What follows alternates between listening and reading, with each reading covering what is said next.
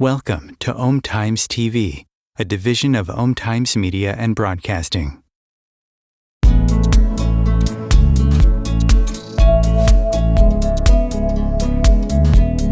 Welcome to the No BS Spiritual Book Club's live streaming interview series, where leading new thought teachers, speakers, and authors share the intimate stories behind the 10 best spiritual books that inspired them the most on their spiritual journey. From well-known classics to hidden gems you might never have heard of, the No BS Spiritual Book Club saves you time and money by sharing reliable recommendations from those who've walked the path before you.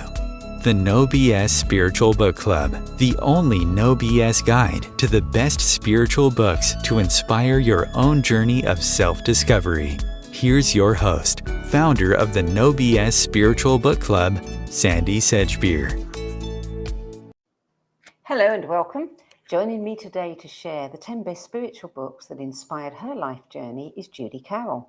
Judy identifies as a blended soul whose conscious awareness spans two planetary connections, both Earth-Human and Zeta Grey.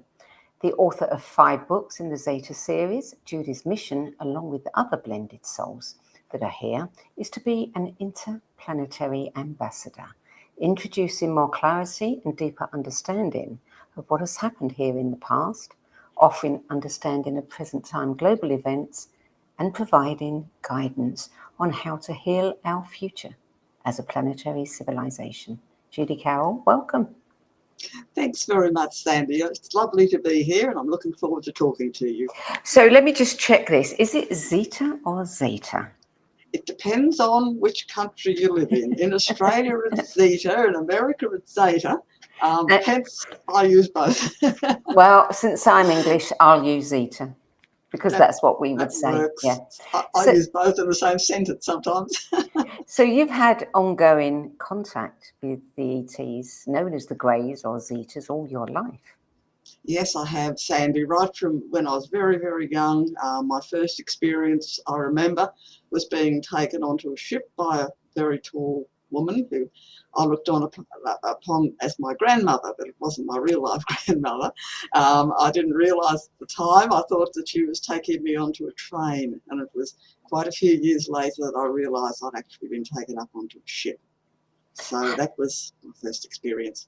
Was that an easy experience for you, or was it somewhat? Yes.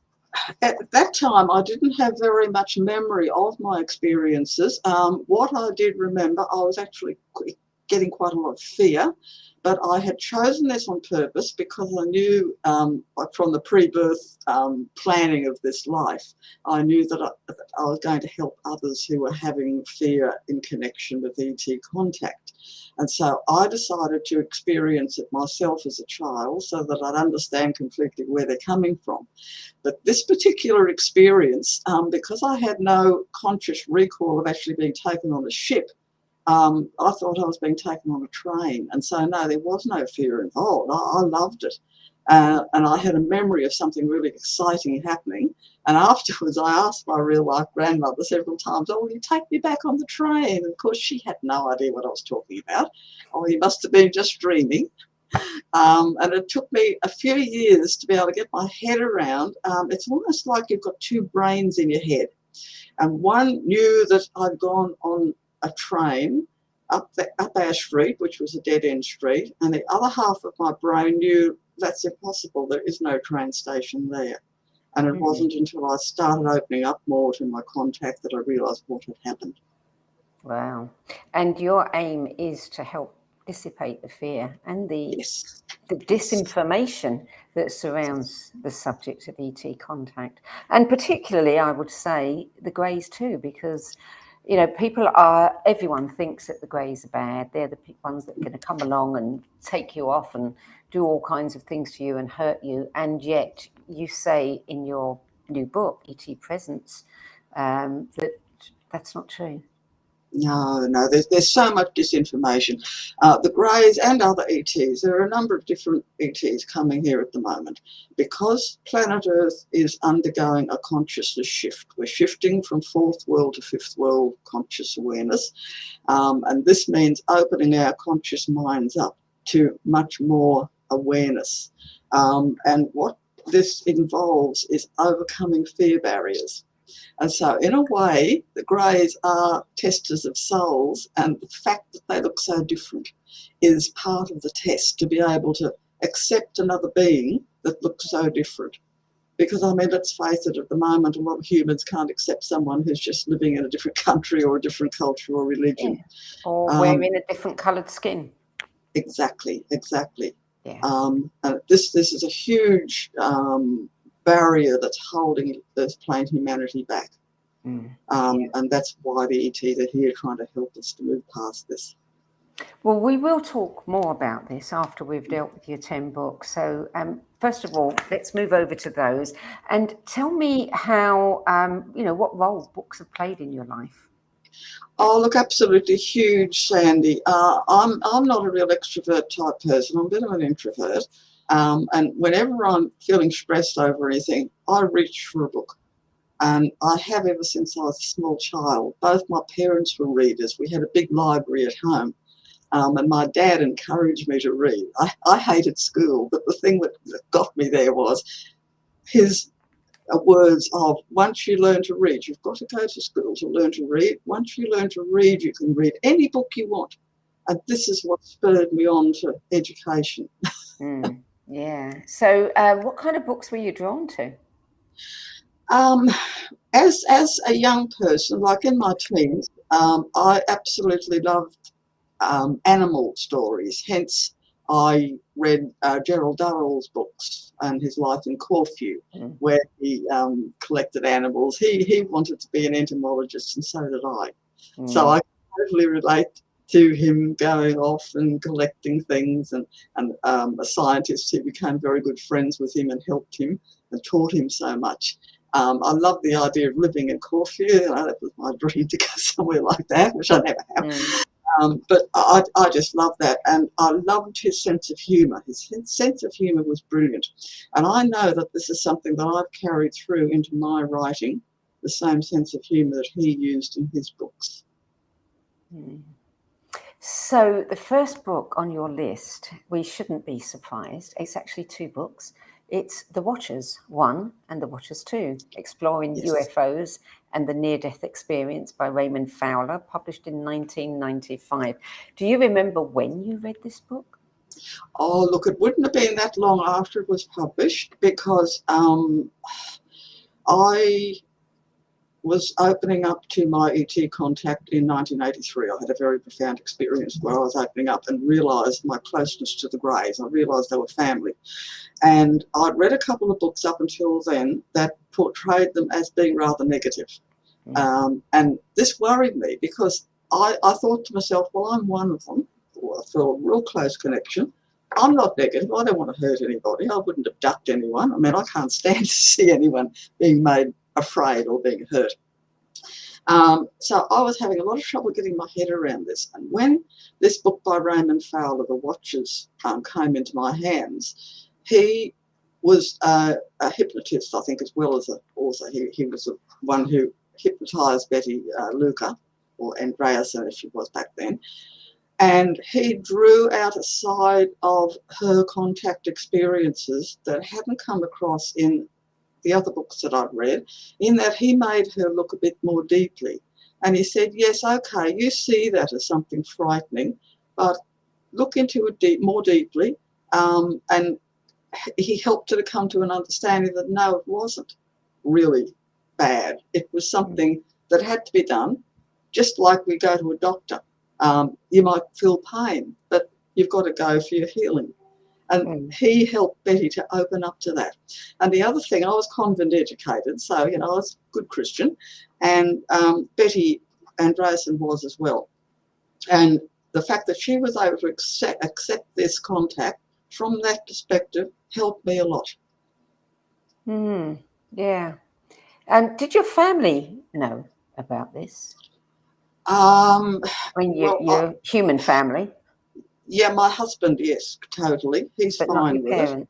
Not your parents. Well, my parents passed away when I was quite young. My mum actually passed away when I was 22, so I wasn't consciously aware then. And my dad passed away when I was about 35.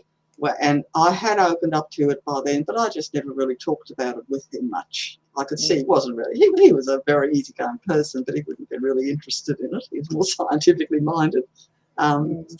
I've spoken about it with my brother, who has now passed away, but he was sort of open to it, but not really. He was a science teacher, so not into this sort of thing. But the main one's my husband and my husband's family. They're all okay with it. Well, book number 2 is a classic, Communion, a true story by Whitley Strieber, published in 1987. Yes.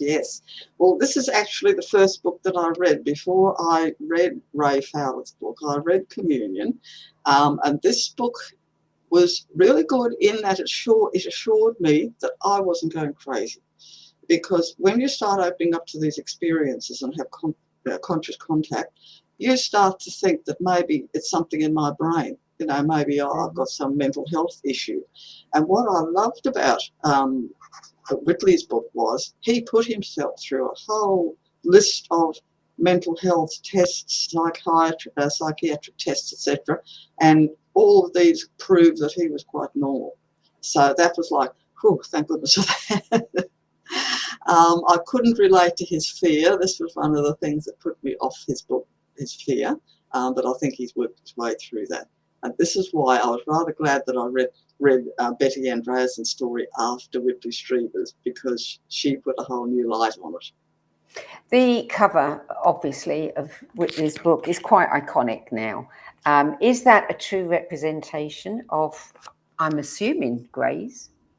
Yes, it's very close. Not all greys look exactly alike. I mean, there is differences. There's about 30 different grey cultures, but it's a fairly sort of good consummate picture of one, and quite interesting. I sat in a meditation group quite some years later, and my meditation teacher was a psychic artist, and she drew a picture of me from a past life. And when I saw it, I thought, well, that looks a bit strange. She looks a bit like, you know, slightly fairy-like. And I happened to have it on my dressing table when I got hold of Whitley Strieber's book. And I just happened to glance and saw the two together. And I thought, my goodness, that looks so much like the face on Whitley Strieber's book. And this was sort of what really clicked in my mind. Okay, you really do have a connection with the Greys, because there's a similarity there. The third book, this is, I think, the first time I've seen this book on anybody's list. It's one that I read a long time ago, The Third Eye by Lobsang Rampa, published in 1958. Yes, Sandy. That was actually a book that I read before I had even opened up to all this stuff. As I said before, I was convent educated and I was very religious. I was a real good Catholic. I used to go to Mass every Sunday, but I always felt there was something missing because I'd had past life memories from when I was young. So I was aware of reincarnation. Of course, the church didn't teach that. So I tried a few other religions on the side to see if I could find my answers anywhere else, and I didn't. So I came back to Catholicism.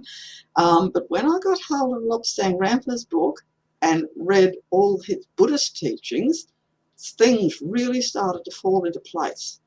And I think it was that book that opened me up, again, to be able to accept the ET connection, because it answered all these questions that had sort of been at the back of my mind ever since childhood. What can I remember? You know, what are these lives I can remember? There has been some controversy over him over the years. You know, people have said that it was all a fake, you know, and that he was living this normal life. And I think, if my memory serves me right, he actually wrote a book later on about being a walk-in, yes. Yeah, and living a different kind of life than a Tibetan monk. Yeah. And you know, you have to wonder, well, was that just an excuse because he was getting a lot of flack, or is that the truth? I think it's the truth. I actually suspect that he might have been an ET trying to get his information across. So the Tibetan monk thing might have been a bit of a cover there. Because, I mean, if he'd come out in those days and said he was an ET, he would have been just totally dismissed. Yeah. That's the feeling I get. The walk-in experience, I've had one myself. So, yes, I totally understand what he's talking about there. But yes, that's the feeling I get. He was an ET teacher, just paving the way for others like myself who are coming here and speaking out openly. Mm. Book number 4, Cosmic Voyage, a scientific discovery of extraterrestrials visiting Earth, which was published in 1996, and Cosmic Explorers, scientific remote viewing, extraterrestrials, and a message for mankind, 1999. And I don't think we have an author listed for this one. Do you remember It's who the Courtney. author was? Yes, Courtney Brown. Okay, Courtney that's Brown. my mistake then. My mistake. So tell us about these 2 books. When did they come into your life, and what was the impact they had?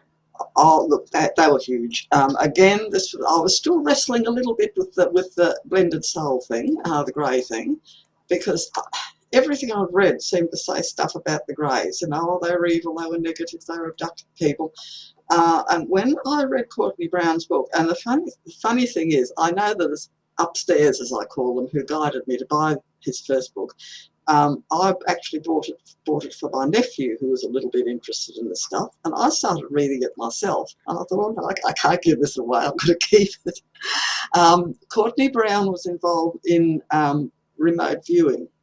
I think he was with the military, but certainly the remote viewing that the military uses, which is a lot more reliable than psychic stuff. I mean, I'm not putting psychic viewing down, but remote viewing is more, it's how can I say, it's controlled. There's a controller behind it all the time, making sure that it's accurate.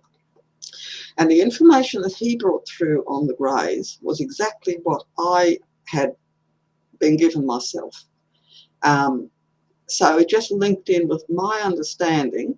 And again, what I'd been given, I was thinking, oh, is it right? Isn't it right? You never know quite whether to trust yourself. I always test everything I'm given. I don't like to just jump in and believe everything that I pick up or read. And so I really appreciated reading his book on the remote viewing exercises that they did on the greys, that absolutely was in line with everything that I understood. So that meant a lot. Yeah. Book number 5. Now, this is one that I think, will get a lot of interest from people because it's by Professor John Mack. It is Abduction, Human Encounters with Aliens. And he was the professor of psychiatry at the Harvard Medical School and a Pulitzer Prize-winning biographer as well. He published this in 1994. Yes. Again, like Courtney Brown's books, it gave me confirmation. And again, it proved that I wasn't nutty myself because he was a psychiatrist. And he dealt with a number of people like myself who were having contact. And he was totally open to it. I actually contacted him and I got a very nice friendly letter back. Well, I wasn't emailing in those days, we were letter writing. Good old-fashioned. The old-fashioned pen and paper. And yes, he gave me a lot of confidence. What these books have done, they've given me the confidence to come out and speak. There was no way I would have got out and spoken like this back then. Even talking about it now, I feel my throat starting to tighten up. And that's a bit of a grey thing as well because they're not real good with verbal speech. But yes, all these books gave me confidence that yes, what I was picking up was correct, and yes, you need to talk about it. You need to speak out. Did he not offer to interview you or work with you? No, he didn't. No, he just wrote me a friendly letter back. I think he'd had a second book published, and he tried to, get me to buy that, which I didn't get around to. But no, he just thanked me for contacting him. I think he just appreciated the feedback. Yeah. Well, book number 6 is Hidden Truth, Forbidden Knowledge by Dr. Stephen Greer, published in 2006. Yes. And another book that helped me to understand that, yes, what I was getting through was absolutely right. By the time I read that book, I was very aware of a group that I write about in my third book, Extraterrestrial Presence on Earth. I call them the Reptarian Controllers. They're like a shadow government down here who are absolutely against any ET contact, but they're the ones who are behind all the demonising disinformation on the Greys. And Stephen Greer came out and spoke very, very openly about this. He spoke about what he refers to as the PLFs, the programmed life forms, which are they're manufactured greys made right here on Earth. And these are used in the military abductions, the MILABs. And a lot of people have had very, very nasty experiences with these ones. They'll appear during a so-called abduction, which is a fake abduction.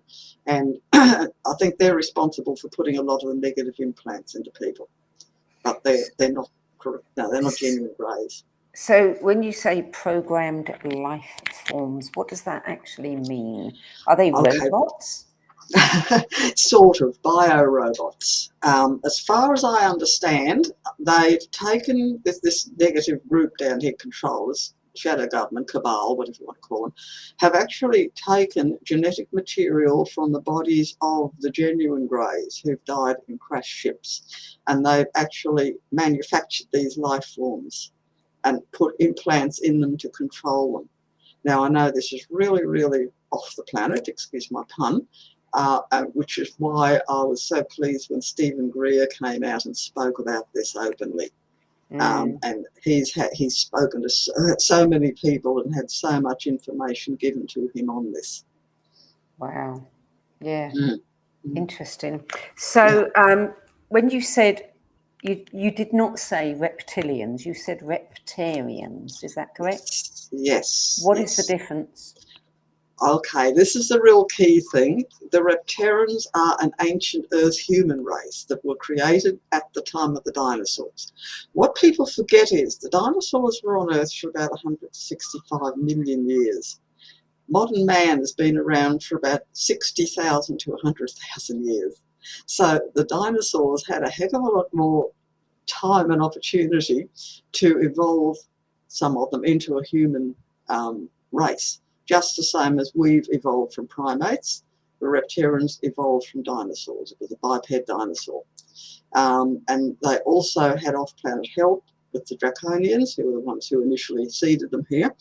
And so they had very, very a high level of technology, including space travel. And this is how they were able to put themselves off as the God of the Old Testament. They were able to put on that persona. Yahweh. Yeah, Yahweh. Yeah. That's right. That's right. Yeah. And what I don't, why I use the word reptarian, I really want to differentiate them from the reptilians, because most of the reptilians, the off-planet ones who are coming here, are fine. I know several of them, and they're lovely people. I know of one who's a heart doctor, heart specialist. Lovely, lovely, kind man. They're very much into healing and protection. The reptarians, no, they are negative. Well, a lot of people, hear that the reptilians are really awful, and they look at the elite as being reptilians. People used to say Queen Elizabeth II was one. The entire royal family are reptilians, So there's a lot of mixed messages. Yes, that's right. That's right. Ones like that. Again, I don't like to make it too polarised. I mean, some aren't that bad, some are really awful. But again, I use the term reptarian because they're from down here, they're not off planet. And that's really an important point. But do you recognise all of these different types, when you come across them? Or, are there giveaways? Yes, I can feel their energy. I can feel their energy. Yeah. I'm very much into feeling people's energy. I do it with the politicians down here and the royal family and everyone. Everyone I meet, I feel into their energy. I can feel their aura, and I trust that. I've learned to trust it. Yeah. Well, book number 7 is Light at the End of the Tunnel: A Survival Plan for the Human Species by ex-Defence Minister of Canada, the Honourable Paul Hellyer. Yes, yes. Again, so much confirmation. His book reminded me a little bit of Stephen Greer's, in that he went into huge amount of detail with the shadow government, spoke about that. Having been an ex-Defence Minister of Canada, he was very aware of the ET presence, which back then all the military were denying. I noticed they're starting to come out of the closet a bit now, but they were really denying it back then. And it's interesting because I contacted him to quote from his book in my third book, E.T. Presence on Earth, and he got back to me with absolute, yes, he was absolutely happy, permission to do that. And when I got the book published, I sent a copy to him, and he was going to take part out of my book for the next book he was writing. I don't know if he ever did, but yes, very, very nice man. I'm sorry to see that he's passed away. Naturally. I have to wonder. I don't know much about his death. I don't know how he passed away. He would have been getting on in years, so it could have been, but you never know. One never knows. So we're going to take a short break now, Judy. You're listening to the No BS Spiritual Book Club, and sharing the 10 books that had the biggest influence on her life journey today is Judy Carroll. We'll be back with more of Judy's story and her 10 best spiritual books after this break. Om Times TV. Maya Angelou once said that there is no greater agony than bearing an untold story inside you. I'm Sandy Sedgbeer, and when I'm not hosting Om Times Media's flagship radio show What Is Going On and the No BS Spiritual Book Club, I help people share their untold stories. Books are my life, my joy and my passion, and there is no greater reward than helping aspiring writers get their books out of their heads and into the hands of those who are waiting to read them. If you feel that you have a book in you but don't know where to begin, visit sedgbeer.com, click on the Work With Me tab and find out how my experience helping others tell their stories might be just what you've been looking for. That's sedgbeer.com, sedgbeer.com.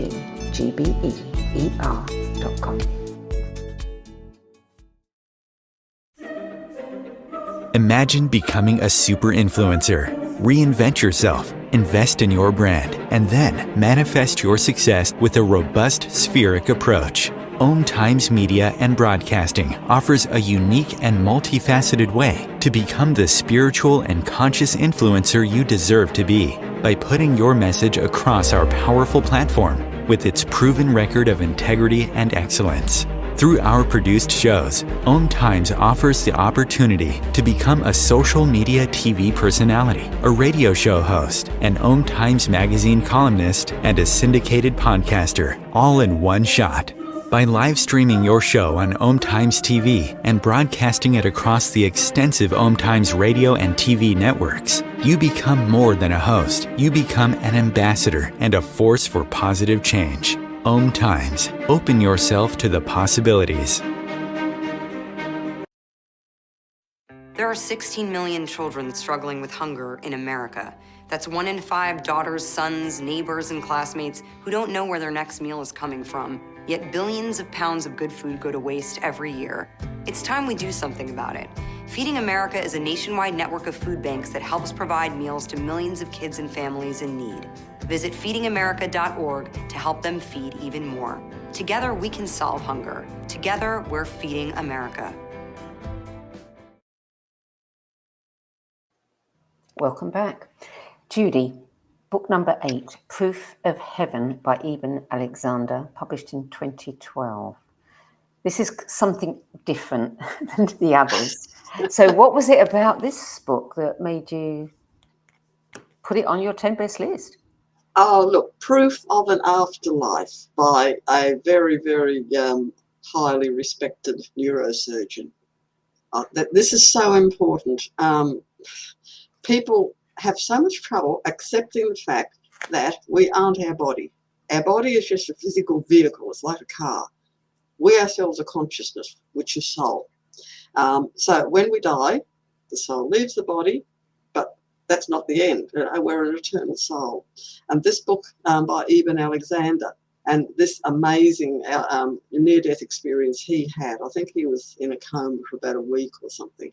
And it provides wonderful, wonderful proof that, again, this teaching that I've received from the Greys about the fact that we're an eternal soul, it just proved it beyond doubt. I'm one of those people, I like proof. Well, yes. I mean, me Yeah. too. Me too. Yeah. Yeah. So reincarnation then Yes. is something that is universal. Exactly. It's not Exactly. just, Yes. humans who. Yes. No. And taking reincarnation out of church teachings was, to me, that was the original sin, because an acknowledgement of reincarnation helps us to open up to oneness. The fact that we've been Asian, we've been Australian, we've been English, we've been American, we've been a Muslim, we've been a Christian, we've been a Jew, all these different experiences we've all had helps us to empathise with others.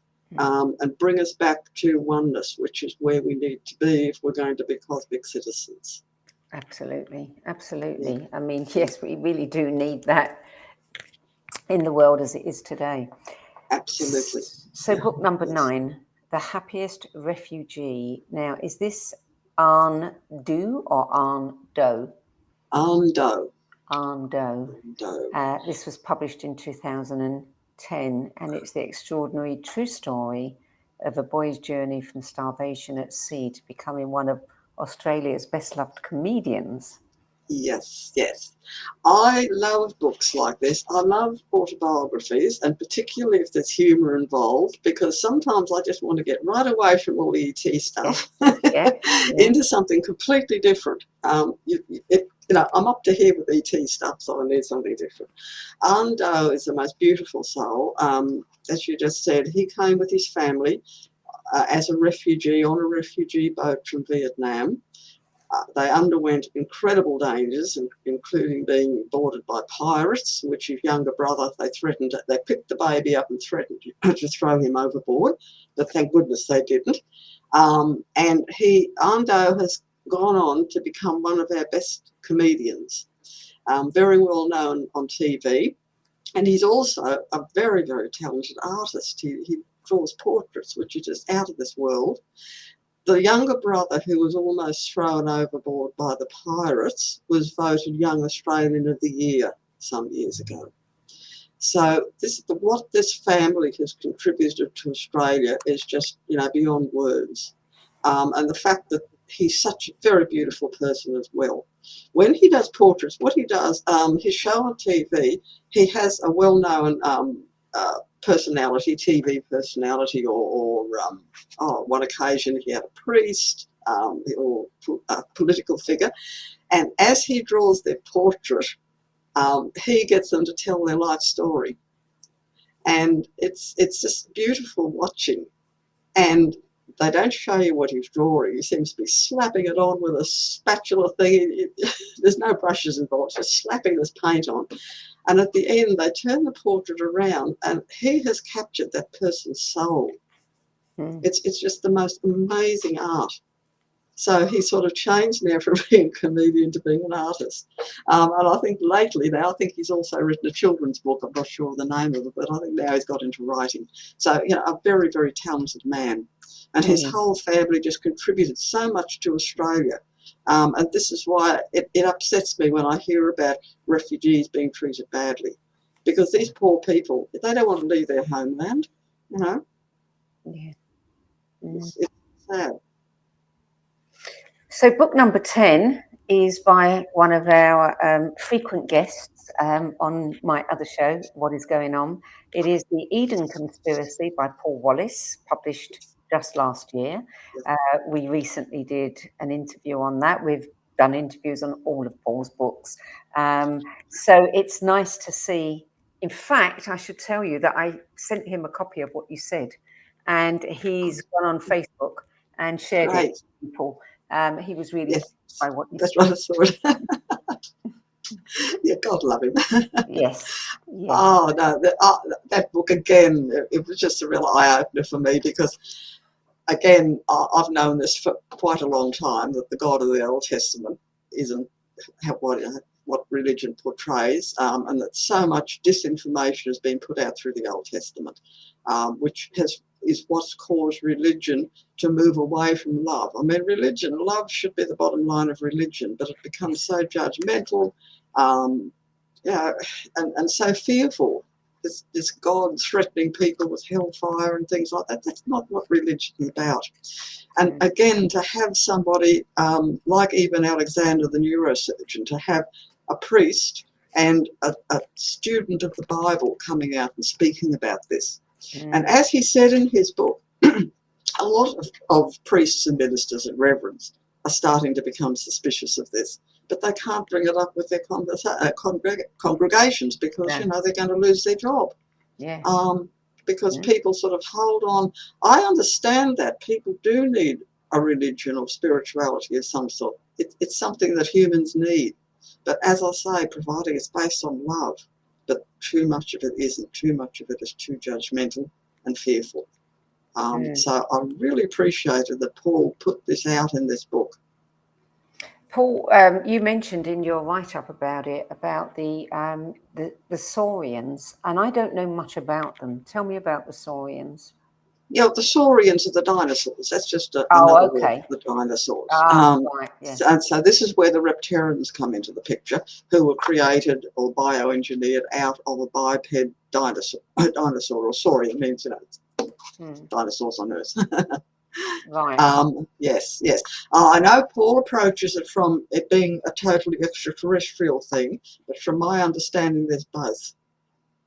And the other thing is, planet Earth is very polarized, and so even the so-called God of the Old Testament was very polarized. It did good things and bad things, because it wasn't just one being involved. I mean, God's not a being, God's an energy.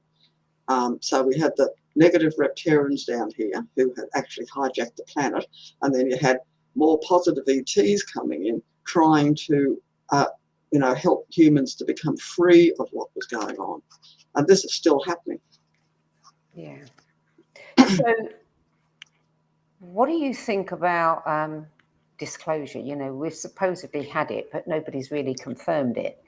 Do you think that this is something that we can expect to see soon? Look, I actually think the disclosure, people are going to bring it about themselves. I don't know whether the military ever will, but at the same time, there's certainly been moves. I don't know if you caught the wonderful press conference that Stephen Greer did quite a while back. Many of the top people in the military, including retired military people, are coming out and speaking honestly and saying, yes, we have had contact with ETs. A fellow by the name of Clifford Stone, Sergeant Clifford Stone, wrote a book entitled Eyes Only. I didn't include this in my list because I had so many, but he actually dealt with ETs and he actually helped one to escape. He was on the team, it was like a retrieval team who used to go out when a ship crashed. They'd go out and retrieve the ship and retrieve the bodies and any living beings. And he was involved in that. He was a beautiful soul. So they are starting to come out about it. So who knows?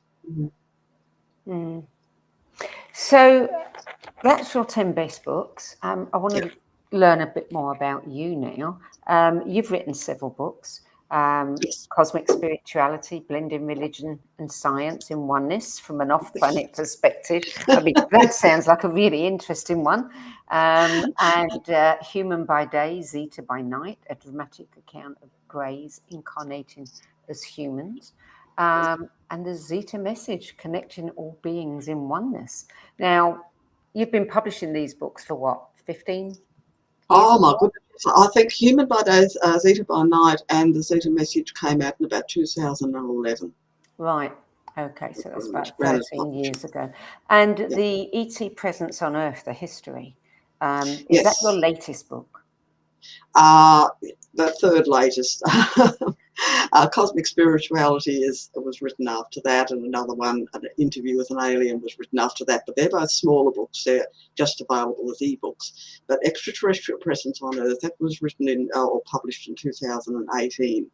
And that's the one where I really speak out about the reptarians and how they got on Earth and how they hijacked the planet. I was actually asked by the ET family to write this. we had a meeting up on the ship. It was quite funny because my other two books, Human by Day, Zeta by Night and The Zeta Message, had only just been published and released in 2011. So I was like, oh, thank goodness. And then at the end of 2011, in November, they held a meeting up on the ship asking for volunteers to speak out about the hijacking of the planet by the Reptarians. And I was sort of hiding behind a couple of tall people trying to get out of it because I'd just finished writing. I didn't want to do any more. So, of course, somebody pushed me forward. Judy, why don't you write another book? You've had books published. So I got dropped in the deep end. And that was the result of that meeting, is Extraterrestrial Presence on Earth, Lessons in History, speaking about the ET's contact on Earth, yes, right way back.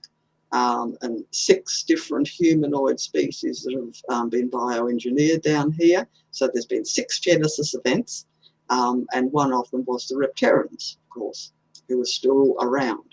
And you write in that book about the number of times that the Zetas have tried to come here to warn, to help, and have been deflected. Yes. And so now they're coming in through a different portal, if you like. They're coming in like you as human and. Yes. How easy is that? It's not easy. Not easy because at first when you start becoming conscious of it, you question it, which is why all these books have been so helpful to get this confirmation. But always at the back of your mind, it's true, but it's something that it is hard to accept consciously.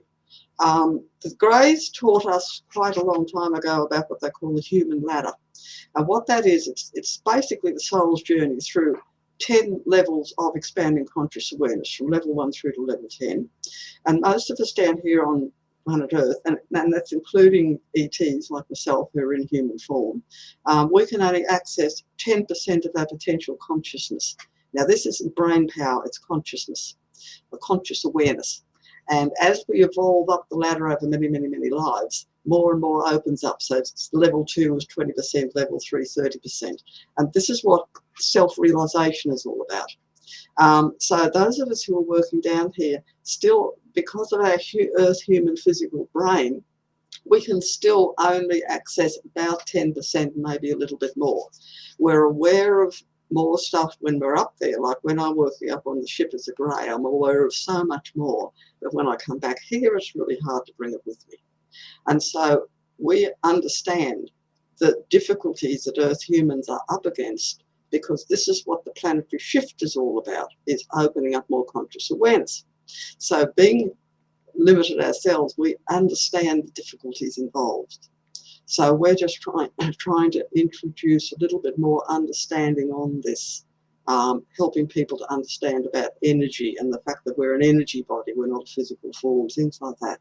So that's our job down here. And the other difficulty is with Greys, we generally communicate telepathically, and Earth humans can't pick up on it. So we need to be here in physical form to be able to speak out. Is it challenging to know that you can access so much more when you're not on the planet, and then to have to come back and have none of that available to you? It is frustrating. Very frustrating. Yeah. So I want to know how, there are people who have contact and there are people who never have contact. And why? Why is that? Why is it that the ones that have contact actually want it, desire it, call it in, or have some kind of cosmic, lineage that wants to communicate with them? Okay, we all have cosmic lineage. Every Earth human has ET genetics in them. Some have a little bit more than others. We also operate through free will. So whether we're going to have contact or not is a free will choice. It's a pre-birth free will choice that we make. If we're ready, because the contact with ETs is helping us to step up to that next level of conscious awareness.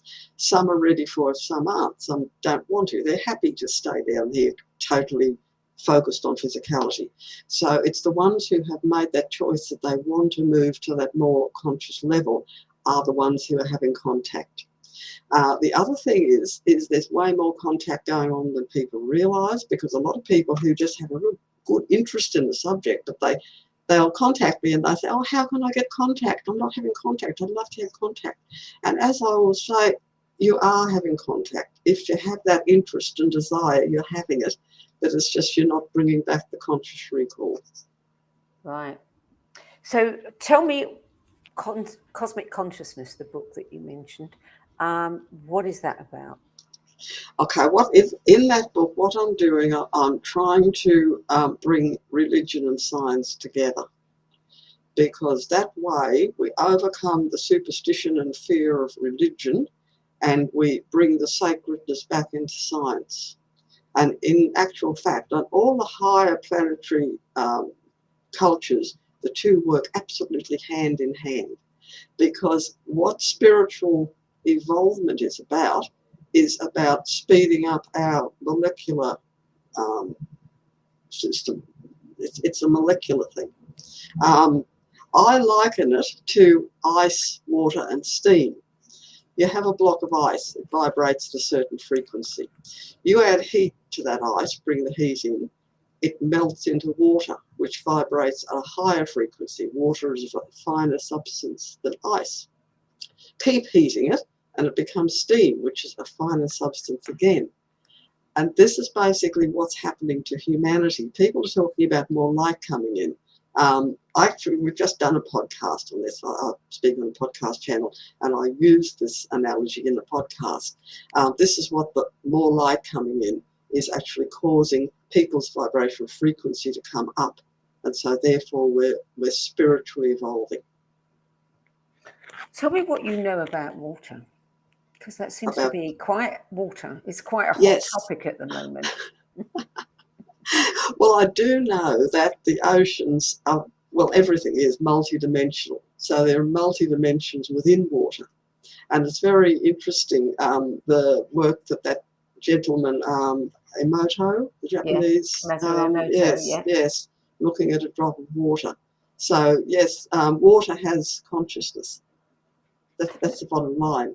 Because it's part of nature, everything in nature has consciousness. Yeah, but water seems to be, seems to have more going for it, or at least people are more interested. Yes, it can pick up more. I think it's more higher consciousness, so it can pick up the vibes around it. And those vibes are then registered through the vibrational frequency of that water. Can it broadcast? Look, I would say it would be able to. I must admit, I've never really gone into this very much, but I would say it would be able to. Because there is the Australian lady, Vida Austin, that a lot of people have been watching on YouTube, and she's kind of, continued and moved on with Masaru Emoto's work. Okay. And seeing the patterns, in water and ice and all sorts. Right. Because I do know water's very cleansing, and I'm not just talking about the physical level here. It's cleansing on a spiritual level as well. Yeah. I think there's more to water than we think, and it's something that we really don't know much about. In the same way that people talk about there being so much more to blood than we think. Oh, look, there's more to everything than we realise. I remember when I was learning Tai Chi, my teacher saying to me, Tai Chi is about this deep, but it's about that wide. And that applies with everything. Because, again, this is something people need to understand. We live in a multidimensional reality, and we are multidimensional ourselves. Going back to the human ladder I spoke about before, we have a part of ourselves on every level of the ladder going right up to, the angelic kingdom, right up the top. And so in many, many cases, when we have an ET or a spirit guide or whatever visiting us, it's a higher part of our own soul. And all this is right here, right now. Yes. Yeah. So tell me why other beings, I'll call them other beings, seem to be so keen for us to accelerate our growth What is the purpose of that? What is the purpose Yes. behind that? Yes. It goes back to oneness. The actual cosmic truth is everything is in oneness. So when one little tiny planetary culture is sort of falling off the ladder, everyone wants to come and help them back on, because by them, like Earth plane humanity expanding to higher conscious awareness helps the whole universe. So it's not Are we falling off the ladder? We are, because of the fact of the reptilian controllers who have blocked our spiritual awareness and growth. That's the hijacking of the planet that I talk about in my ET Presence book. One of the Grey teachers likened it to the universe being like a fast-flowing stream, and planet Earth having been pushed off into a stagnant pool at the side. Was there a time here when we were more evolved than we seem to be today? Well, there's been a number of human races on Earth, yes, and some have been more evolved. And as far as I understand, Earth plane humanity was starting to be brought back in with help from the ETs, but then there was the interference that they speak about in the Bible as the serpent in the Garden of Eden, and that was reptilians who interfered with our DNA, which pulled us back down again. And this is why a lot of people who are taken up on the ships, actually, they're taken for DNA enhancement and repair, because the 10% consciousness that we're able to access down here is intrinsically linked in with about the 10% of DNA that is active. And scientists call the rest junk DNA. It's not. It's of different dimensions, multidimensional. So let's just say that everybody's successful in getting us back on this ladder. What then? Well, we just keep evolving. There is no, it's eternal. There's no end to it. We just keep evolving. We are evolving at we are evolving. Comparable pace, keeping pace with others rather than lagging behind. Yes. And actually, it's a return to God energy, which is 100% consciousness. This is where we get the omnipresence and the omniscience of what they refer to as God. It's just total open consciousness. Total conscious awareness. And then we just keep evolving. Just keep. And we continue to have incarnations. Yeah. As human beings on this planet or anywhere we can want. do anywhere. Yeah, we evolved or incarnate where we need to be. And are there other planets that are falling off the ladder too? There have been. There'd be other level 1 planets that are still struggling. But I must admit, several of the Greys have said planet Earth's one of the hardest in the whole universe to work with. One of the hardest? One of the hardest, yeah. Hardest to evolve? To evolve, yeah, to get people to open up. Why is that? Because of the distractions that the reptilian controllers have placed upon us. Wow. A lot of people, they're actually just totally, all they want is to be down here in physical form. They're not interested in anything else. You start to try and talk to some people about spirituality and you just see this veil come down. They're just not interested. I read an article the other day that said, somebody said around 50% of the population are actually not even alive. You know, they're like dead men walking, and they have no, interest in raising their consciousness. You know, they don't even know about that is possible. That's is that right. True? Absolutely. Again, as I speak about in the ET Presence book, the reptilian controllers are behind.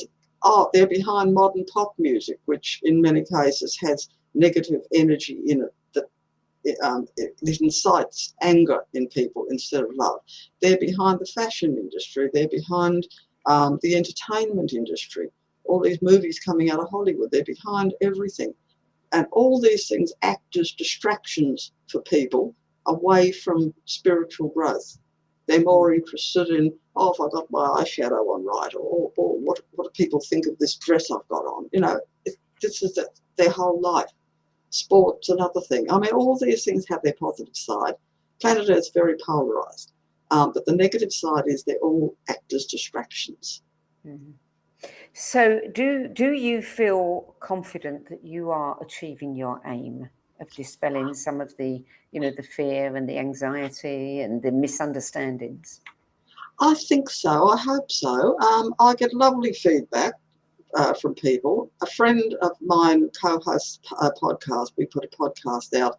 We try to do it every week, and we get lovely feedback from people. We've got over 1,000 subscribers now, so yeah, we'll get good feedback from that. I've had good feedback from my books, so yeah, I think we're getting there. So could you put a a number on, if you had to predict how long it's going to take for us to get back on that ladder? Yeah. Are we looking at decades? Are we looking at hundreds of years? Okay, the ETs will never predict anything like that because of the fact that there's free will down here. So it's up to humanity themselves. Good answer. And some will, some won't. Some will get on it next week, and others, 100 years, they're still not on it. Yeah, we all have to take responsibility, don't we? We all have to take responsibility, and it's an individual choice. Judy, thank you. Thank you so much for joining us today. Oh, thank you for having me, Sandy. It's been an absolute pleasure. Thanks for adding your 10 best spiritual books to our archive as well. Great. So Judy Carroll's 10 best list can be found at the nobsspiritualbookclub.com, and you can learn more about her work and her books at ufograyinfo.com. And for videos, visit youtube.com/the Zeta This show is also available as a free downloadable podcast at omtimes.com, Spotify, iTunes, Amazon, Audible, and all the major podcast platforms. So if you like to listen rather than view, you can listen on the go. That's it for this week. I'm Sandy Sedgbeer. I'll be back at the same time next week with another 10 best interview for the No BS Spiritual Book Club. Till then, it's goodbye from me, and thank you again to Judy Carroll.